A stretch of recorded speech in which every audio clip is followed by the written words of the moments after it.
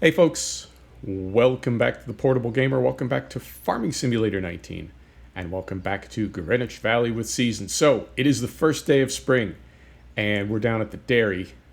Our cows have started reproducing. We had 30 cows that we had bought, a little bit of snow left on the ground, early spring. We had 30 cows that we had bought. We now have 40 cows. So about 1/3 of our dairy reproduced. Perfect. And that is exactly what I was told would happen.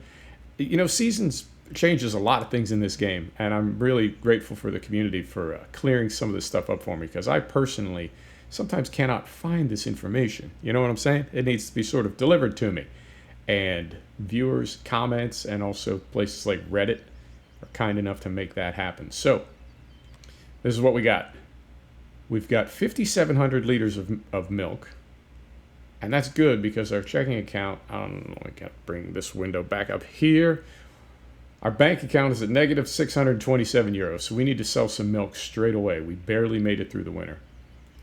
You can see we've got, right here, a giant pile of poo. We've got 90,000 liters of manure. I stopped adding straw to the shed, to the cow shed, and as predicted, as I was told, that immediately caused us to start making slurry, and we have 22,000 liters of that. We're also saving a couple €100 a day in helper fees using the animal helper mod. That we're no longer putting that straw in there. That's saving us a little bit of money. So, step one, let us sell some milk. We desperately need money. And then we're going to head over to the other side of the map. We're going to put some row crop tires on this Ford 40 right here. And we're going to put the final layer of fertilizer on our canola field. And I think that'll do it for today. So that is the goal. Who knows what's actually going to happen, but that is the goal. So we'll bring this right up here. Drop that. All right. Turn this around. This has been a really fun map. I continue to be amazed that for all the work that we've done so far, we have 4 fields, and 2 of them we owned when we started the save game. It's a tricky map. Well, it's a fun map. It's a good map, but playing with Seasons, I guess, makes it tricky. So we're going to lower this down, not quite that far. Drop that. Carefully back up.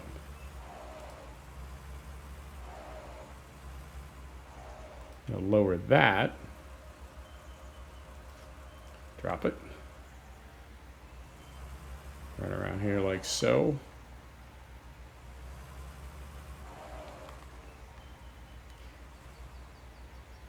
Pick that back up. I'm going to set the brake. I'm going to turn down my headset just a little bit.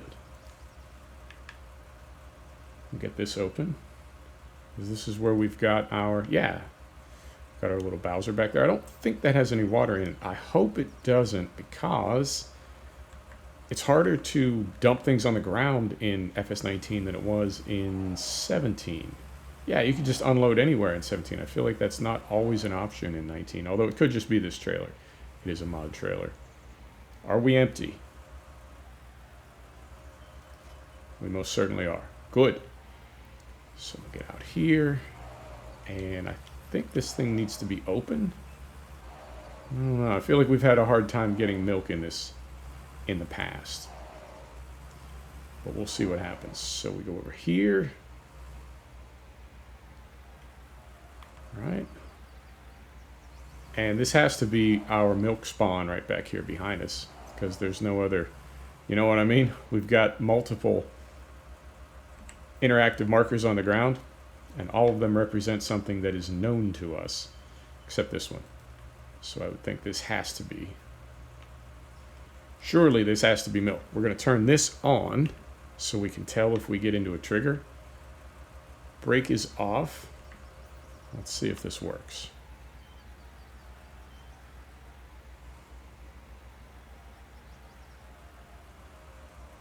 It does not. Extend crane arm. No, I don't want to do that. Now, why would this not be? I know on some of these you need to You just need to back up a little further. That's all. I was making it a lot more complicated than it needed to be. I'm guessing then that the trigger on this trailer itself is a little further forward. So I don't think we can make that in one swing without hitting our tongs. So let's go ahead and pull up here. Get this flipped around. And then we need to figure out where we're going because there are 4 sell points for milk on this map. And they all have slightly different prices. And as broke as we are, even if it's only a difference of 10 or 15 euro per 1,000 liters, we are definitely going to drive to that. Whatever that sell point is, we're going to it because we really, really need money. All right, let's stop this right here. Break. Come over here. Gates. You know me and gates. Oh. Like so. That one is closed. Close these. Beautiful.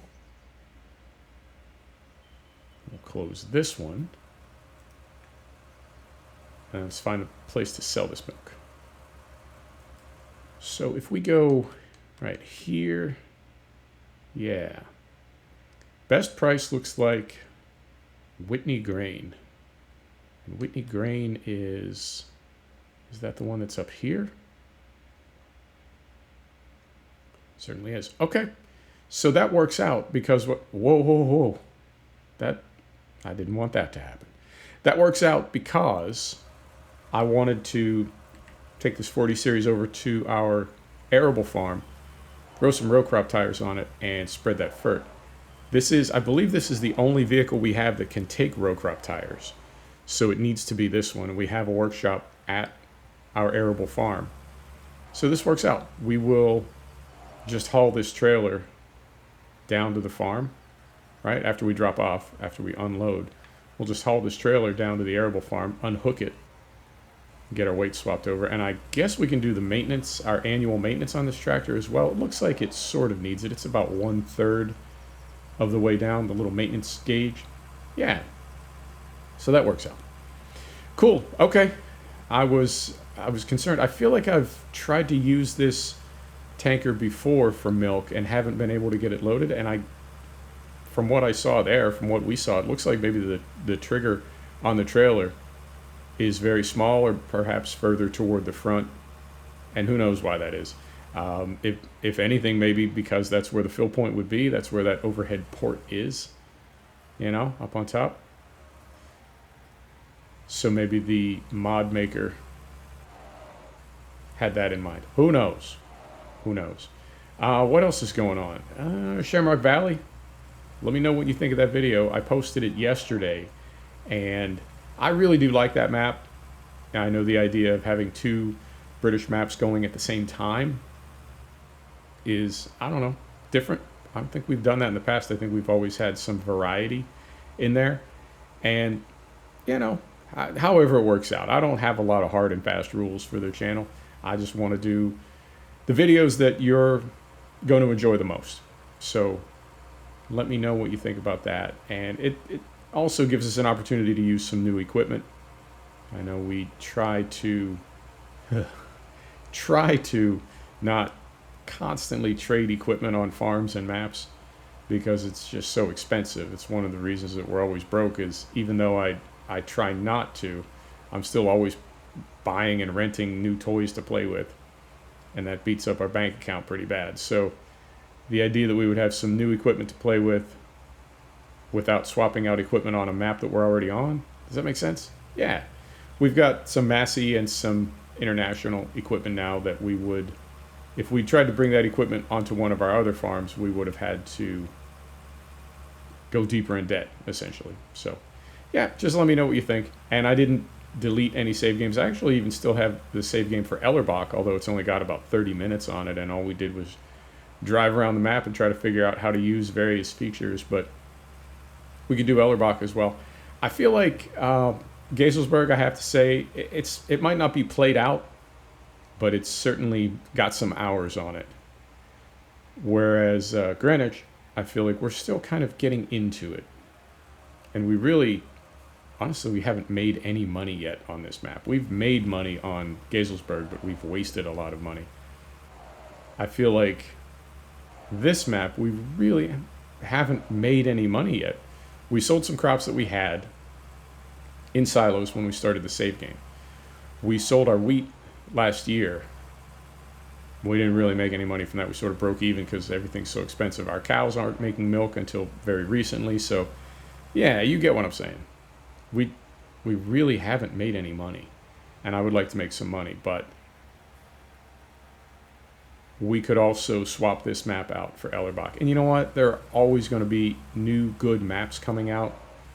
And there are always going to be maps that we could keep playing. So it's sort of like, I don't want to say you just do whatever you want, but you sort of just do whatever you want. I mean, we could play Gazelsberg. We could play that map for probably another 200 or 300 hours. Or we could easily swap it over to Ellerbach. Either one. Well, I guess we did sort of swap it over to Shamrock Valley. We'll see. Right, and this is, yeah, a little bit of artistic license here. Not entirely realistic. This is probably not where you would sell milk, but you know what? It's a video game. Not a big deal. So we get this sold. We were what? Negative 600. And now we're positive 600. Yep, so we made about $4,000. Now, if we can do that daily, oh, that would be fantastic. Because it's only, well, I mean, it's noon. It's coming up on noon on the first day of spring. But to be fair, our cows started calving late winter. So we have been making milk for a couple days. I don't know how much milk we will be able to sell per day. I don't know if it will always be almost 6,000 liters as it just was.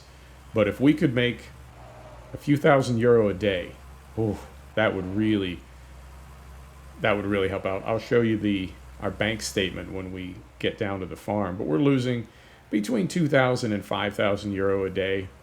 I think the 5,000 euro a day was when we rented this snow equipment from the Hauer snowpack.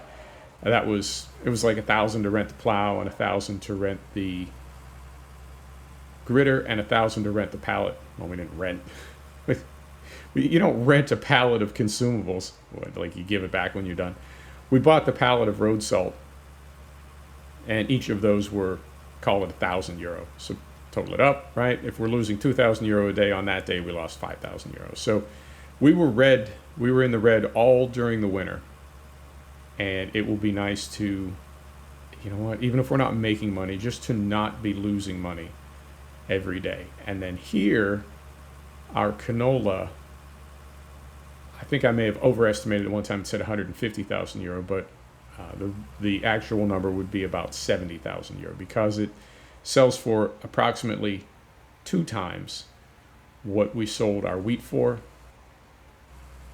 and we sold our wheat for 35,000. Now I know the yield as far as like tons per hectare or liters per hectare is a little different, but it all works out. I'm estimating 70,000. I could be wrong, but that will help out as well. That is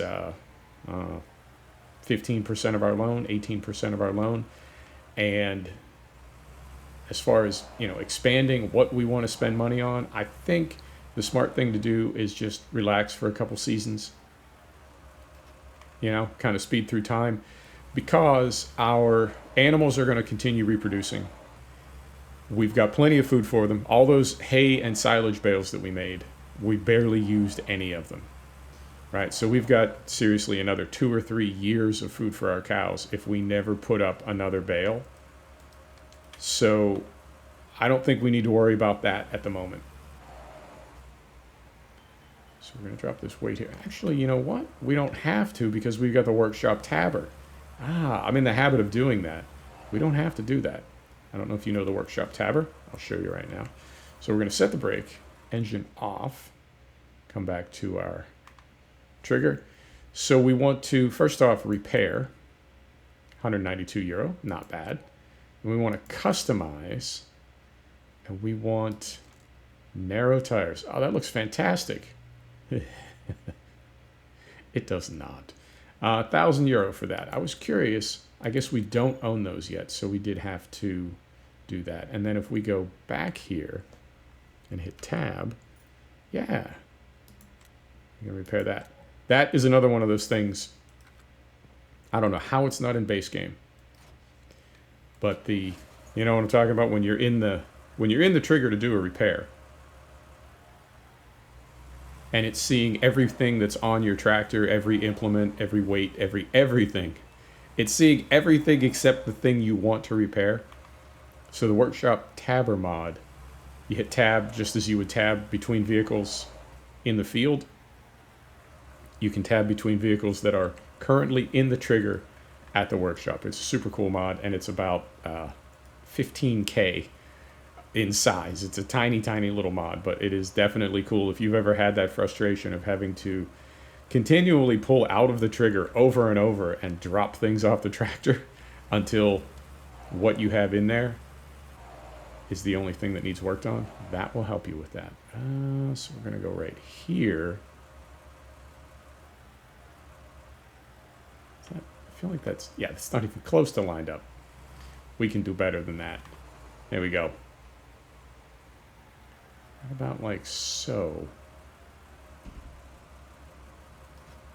All right. And then we'll go right here. Lower that. Set the brake. And let's fill that up. Well, we're not going to fill it. We'll just use what's in that pallet because I don't think we're going to need to use all of it for this field. And what we got on time? 18 minutes. This could work out really, really well. So we're going to go here, like so. Open that. And I'd like to, let's look at a couple things first. Confirm that we do need a third layer of fert. And we do. Field 32. Okay, so we're good there. Let's see what the spread is on this thing. 18 meters. Okay. So brake is off. I'm going to go right in here.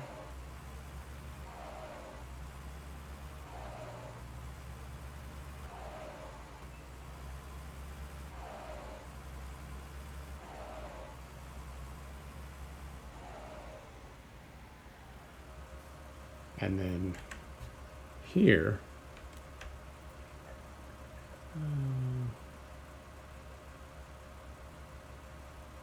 are we going to set our spread automatically? Has that been added? Perhaps. Perhaps. Okay.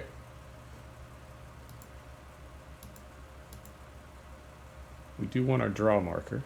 All right. Been a minute since we used this. Let's hope for the best.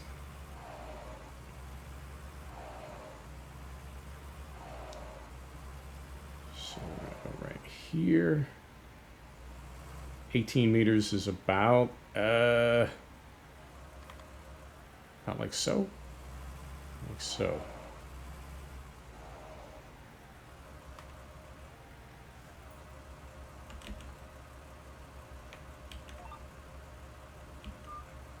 Yeah, we need our width. Is this what they're calling distance? No. 18, not 318.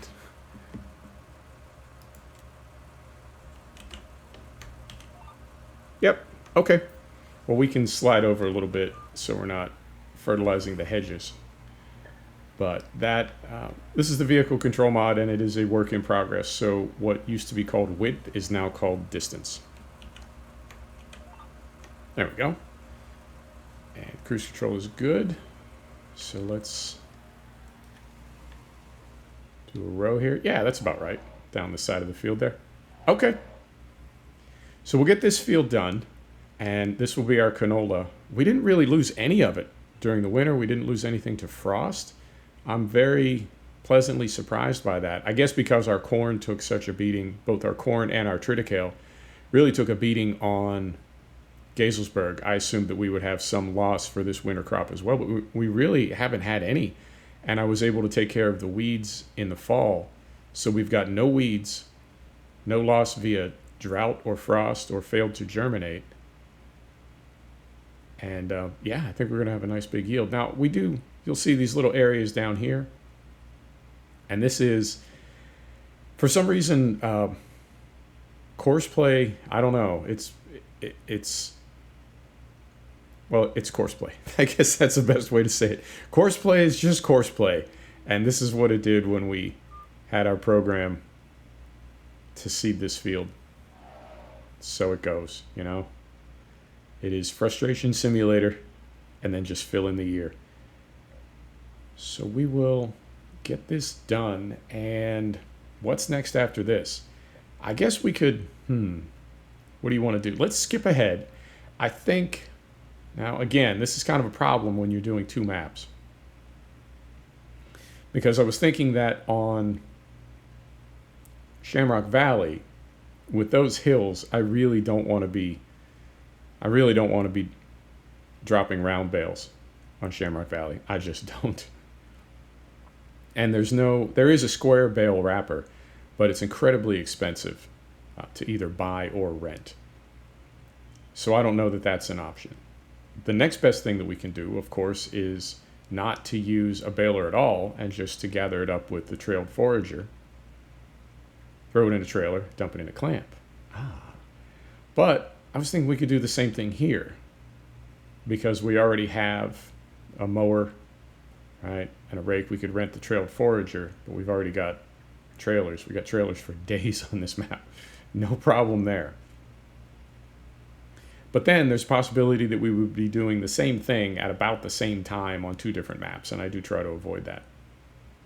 But since we have plenty of food for our cows on this map, any grass or silage that we work with can certainly be sold for as much money as possible, and that's going to mean silage. So next episode, we may be mowing already. I believe our grass is triple fertilized. Yeah, we got that done last year. Now, that's another question for real farmers. Would you ever fertilize a crop that's going to be sort of dormant but alive over the winter? Would you ever fertilize that crop in the winter or in the fall before the winter and have that fertilizer already applied? Does that make sense? So what we're doing right now, we're applying fertilizer to a winter crop, but we're doing it in the spring.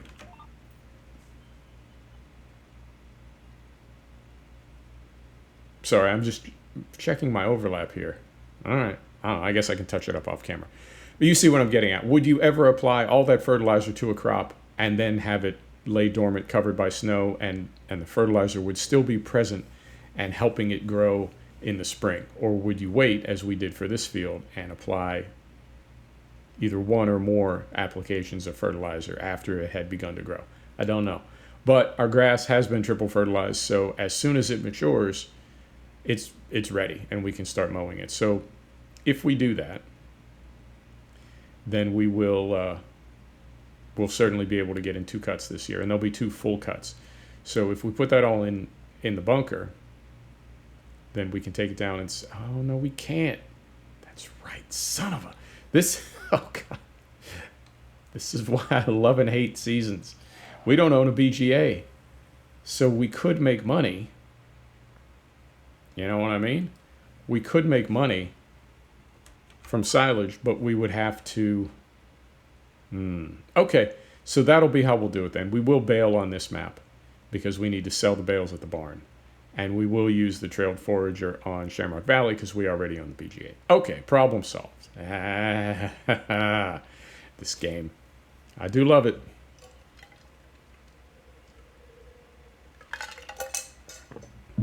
And then as far as Gazelsberg.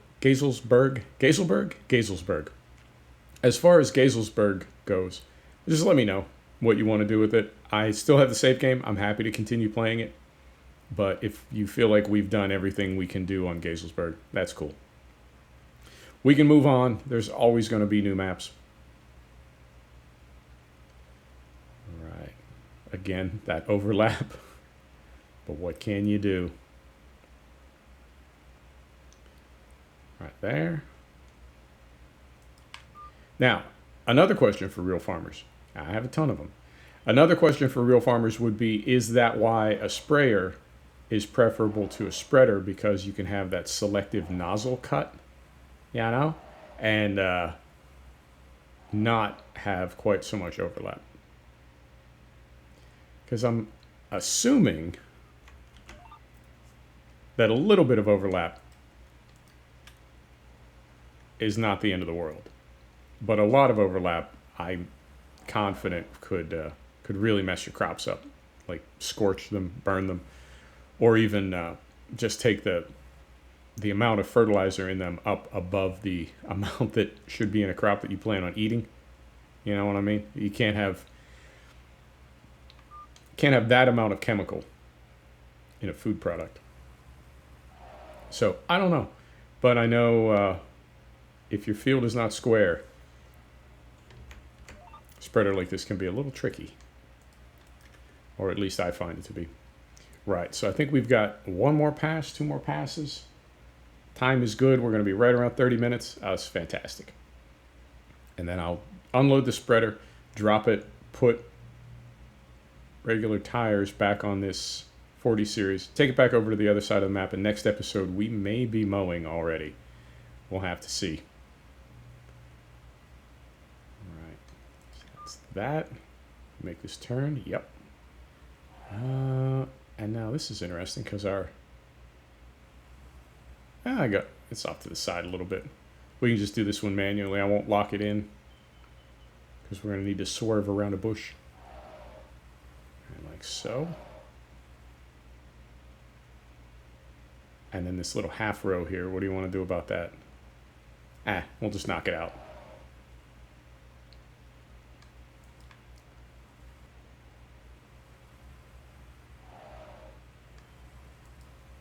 Now, I felt like in 17 with Proceed, I don't know if you remember Proceed or if you ever used it, but it was the sort of tramline and row helper mod for 17. It was a really fantastic mod, and I really miss it. I wish we still had it in 19, or if somebody could port it over to 19. But using that mod, I felt like there were a lot of fields that, you know, like the old school field measurement where there was like a maximum length for a field. I want to say it's around 200 yards.